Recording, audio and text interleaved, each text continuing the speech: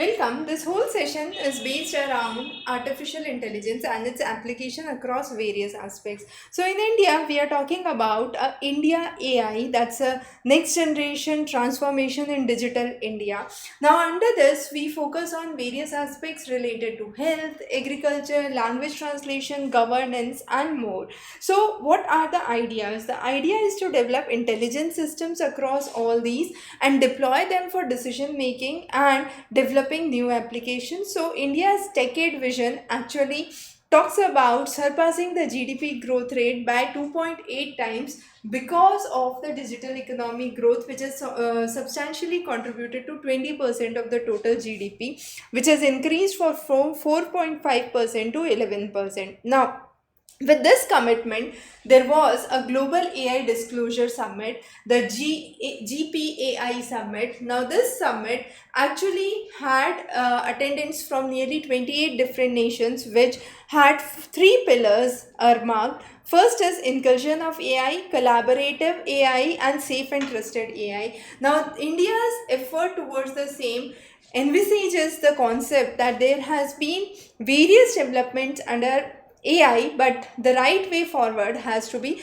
evolved, and the technological and digital solutions must be understood in accordance to it. Now, what is the main thing that we are trying to focus on is the fragile five economies, which rank among the top five and soon would become the top three. So, under the governance and public services, what is important?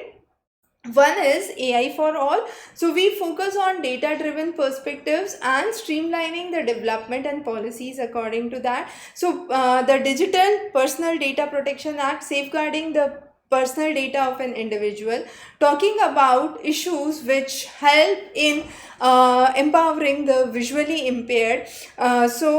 Making the things useful for them on a day-to-day basis, challenges related to them, and providing unique disability identity cards. The next is National Program on Artificial Intelligence. Now, this fosters the element of domestic artificial intelligence across the various interventions. For example, the National Data Management Office, the National Center for AI, and so on. So, this talks about solutions for promoting and deploying the economic transformation in various phases. Now, first is the Shiksha Setu. So, there are nearly 44,000 schools in Assam which have been brought under this idea, and the idea is facial recognition when the child enters the school premises.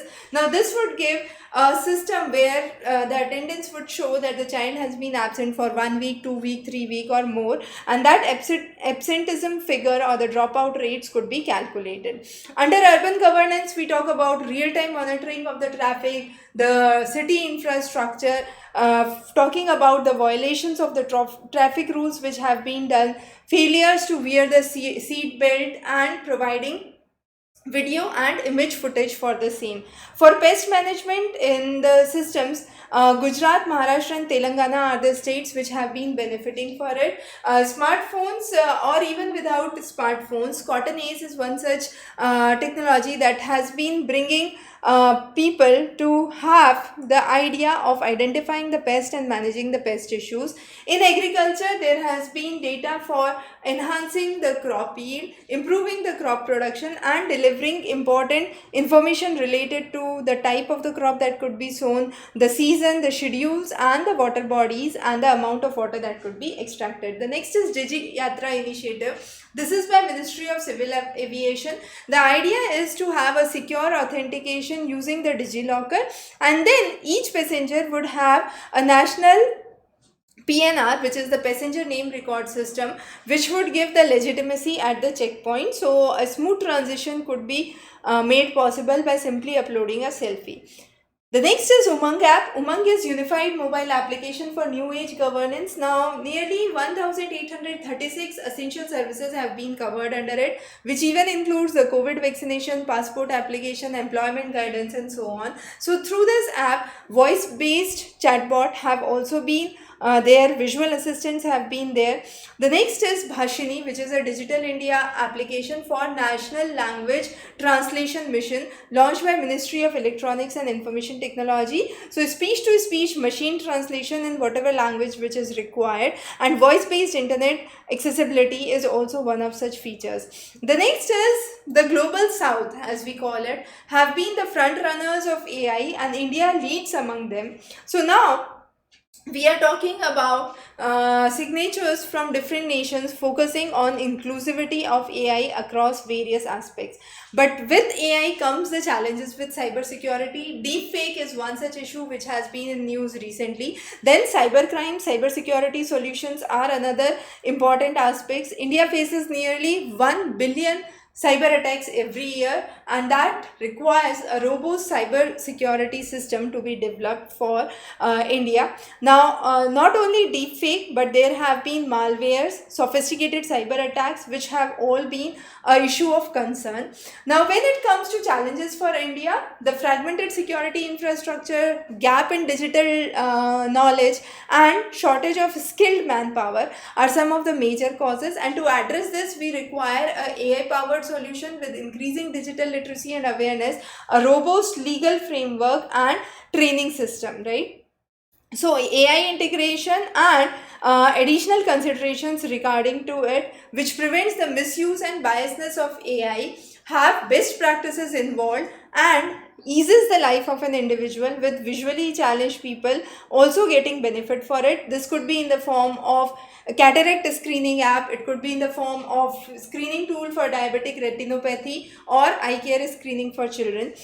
Similarly, impairment can also be identified. It could be visual impairment at a prenatal stage. So Google Accelerated Science collaborated with various Indian eye hospitals to develop AI for detecting biomarkers from high definition images which are present behind the retina, right?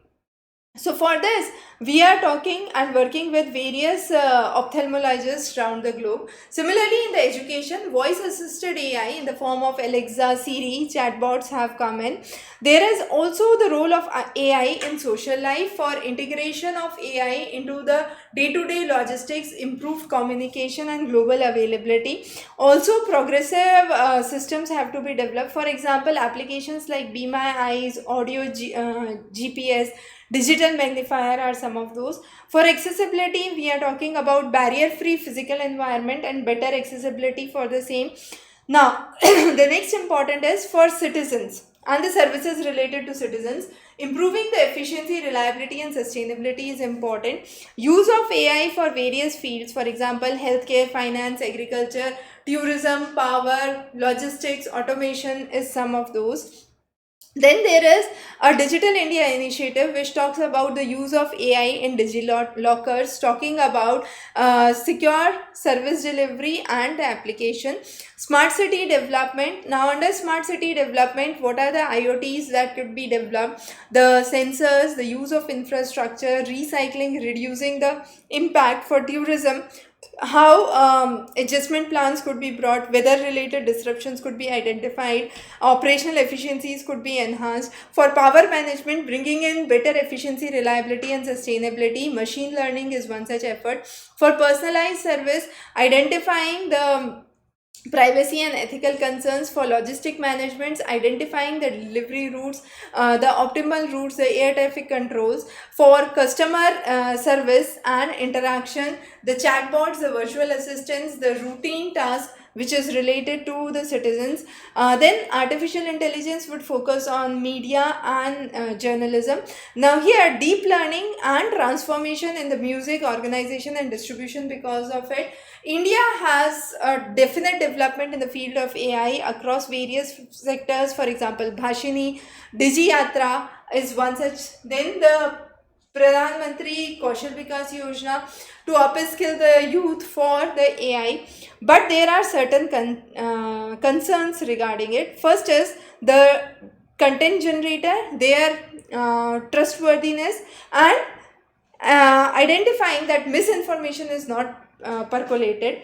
The fusion of horizons where machine learning models and literary models could be brought. A statistical language processing system which is up to 50% feasible. Pattern recognition, identifying the potentials for the same.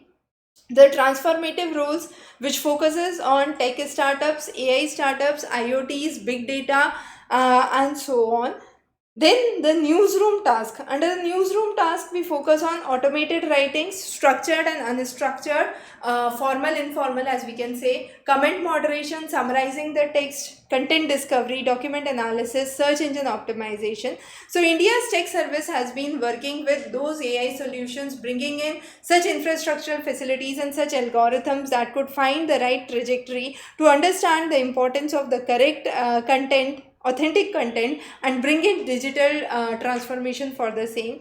Now the potential areas for opportunity include the expansion of the market, the delivery excellence, the sales excellence, and productivity gains. India's position is unique because we have various top-down innovation models which have been brought into account, with economic growth as one of the concerns, but with AI comes security and ethical concerns that have to be very carefully understood, because privacy is one such important concern and protection of data becomes another important concern. So when the AI is human centric, we need to focus on the unintended consequences and biasness that AI could cause, and therefore scrutinizing the data correctly, mitigating the risks associated to it, and having a positive impact through AI is really important when we talk about generative AI. So generative AI actually runs through artificial neural networks, and that can handle data through supervised learning techniques, where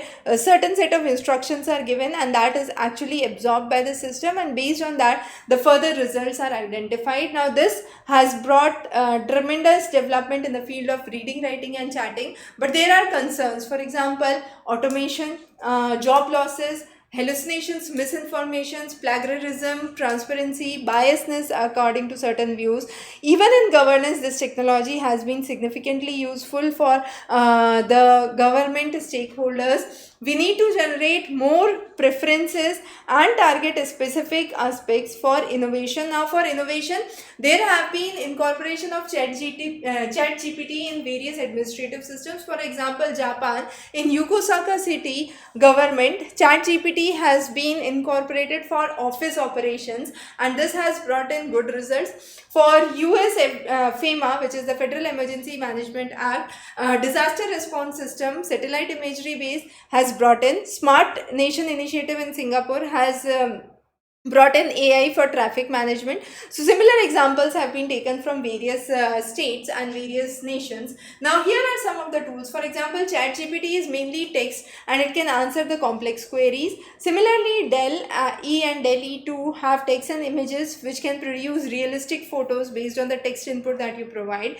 Emper Music, Amadeus, Boomi, Melodrive focus on music, and they produce music content based on text information that you are providing. Similarly, we have software programs which can generate lines of code, audio programs which can generate audio prompts in response to the text which is provided.